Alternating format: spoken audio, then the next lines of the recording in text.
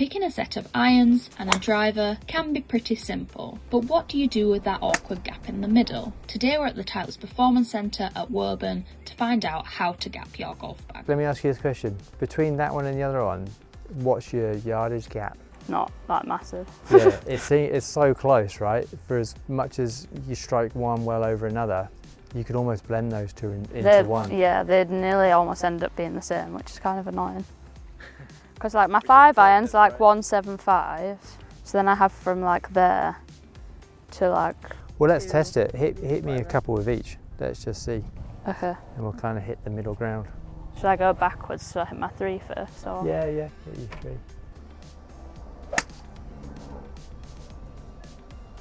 How do you feel you struck that one? Decent, yeah. 194 for 206. That was 10 out of 10, that one. You were 4 there. Yeah, the first 2 were good, so got a good average there.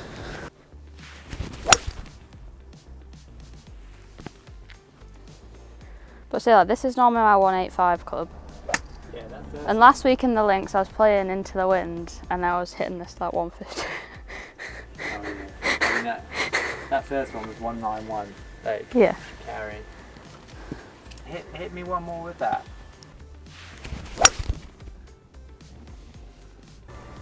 So 3 hybrid, 4 hybrid. There's 5 yards in it, right? And for as good as you hit one over another, there's 1 mile an hour ball speed. So, like I'm basically carrying 2 clubs. They're doing one job. Yeah, they're going to average out not too far apart. So we could probably I tell you what, if we found you a club that went 195 for 210, or closer to 200. But then I need something that goes just further than my 5 iron. What's your 5 iron number? Depends if I strike it or I fat it. Let's say if you strike it. Usually like 170.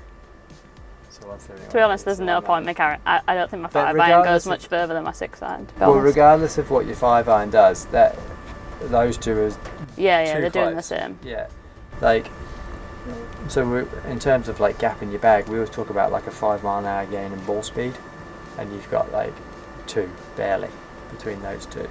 So I'm literally doing all the faults, which I tell people not to do. I'm like, yeah, I'm not doing that. Whoops. let's try that in that setting to begin with for me. Because I've had numerous people, they come, let's say when we gap their bag and they have a driver, or you're working towards driver, and let's say past their longest iron or their hybrid, you go, oh look, you're in a 18-degree 5-wood, let's say, and then you test 3-wood, and there is no benefit of having the 3-wood in the bag.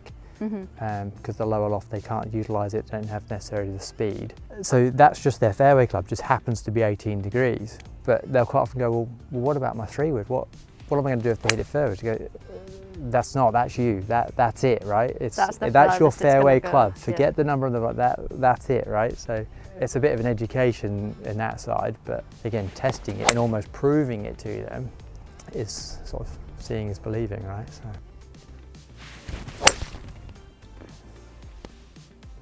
A lot of left wrist on that.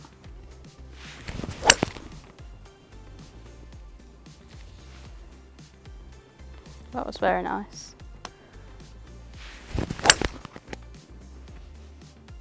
That would be like a 3 hybrid replacement. Well, you look at those two there. First one, like let's say that was like a 7 out of 10 strike, versus these were more sort of 9, 10 out of 10, right? So 200, which is great. So that kind of covers that, and that works well to your 3-wood.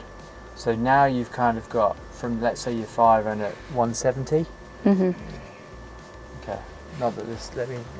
How short's the shaft? Because all mine actually feel like too long. That's standard men's length. That. So you just grip down at a touch.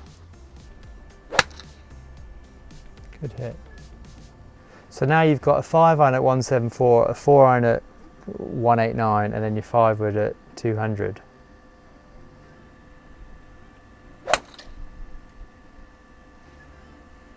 So that's probably a better split for you than what you And if you struggle to hit the 4-iron, then this is the easier option. I feel like I'm going to do that. Okay, let's just pause here.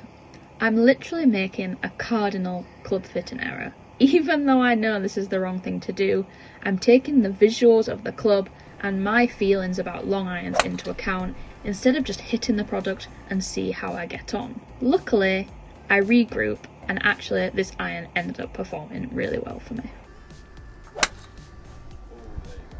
Okay, I just need to get a grip, I think. See, I love that. That is good. I just need to... But, I mean, again, like I say, we've gone off on a tangent, but to give you an idea of how I would go about maybe gapping it, I mean, you flush that and that's gone. So that's gone 197, 195. But your averages there are much better from 174 to 189 to your 5 at 201. What length is in this? Could I have it like... Yeah, it should be shorter, yeah. Shorter, and then presumably it would help my strike and it would bring the distance down a little bit. It would make it a lot more tighter, yeah. So let's say it might be, ideally I'd like to see that closer to like a 190 number, like that one there.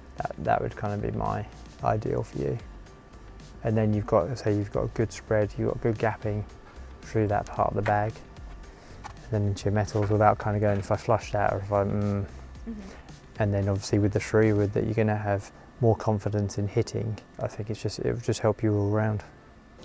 Right, we're just going to throw... I'm determined to put my back out by hitting 10,000 golf balls today. You currently hit 131. In this session. How many did I hit earlier? That's today, 131 total. It's a fair few. Oh, that's not too bad. Oh, really?